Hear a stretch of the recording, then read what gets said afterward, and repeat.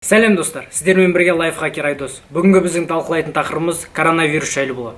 Коронавирус дегеніміз қандай ауру? Ол қай жақта тарай бастады? Және де оның Қазақстанға қандай қауіп-қатері бар? Соған қысқаша тоқтала кетсек.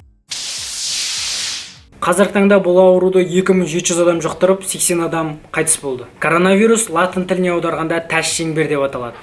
Бұл ауру Қытай Халық Республикасының Ухан қаласынан пайда болды. Қазақстанға бұл аурудың қандай қауіп-қатері бар дегенге тоқтала кететін болсақ, қауіп-қатері өте жоғары. Неге? Себебі қазіргі таңда Қытай Халық Республикасынан Қазақстан Республикасына 28 әуе рейсі келеді. Оның 18 Алматы қаласына болса, 10 рейсі Нұр-Сұлтан қаласына. Қазіргі деректерге сүйенетін болсақ, көптеген әуе компаниялар Қытай Халық Республикасының өзінің рейстерін жауып жатыр.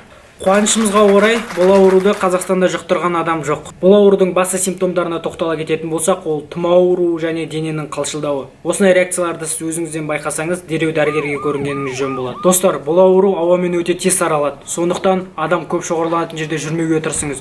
Жүрген кездің өзінде маска тағып жүріңіз. Достар, даладан үйге келген кезде міндетті түрде қолыңызды сабынмен жуыңыз, және де мұрныңызды, аузыңызды шайғаныңыз дұрыс болады. Достар, Алла тағала сақтансан сақтаймын дейді. Сондықтан барынша сақтанып жүріңіздер. Біз батыр елдің ұлдары мен қыздарымыз. Алла тағала бізді бұндай аурулардан сақтасын.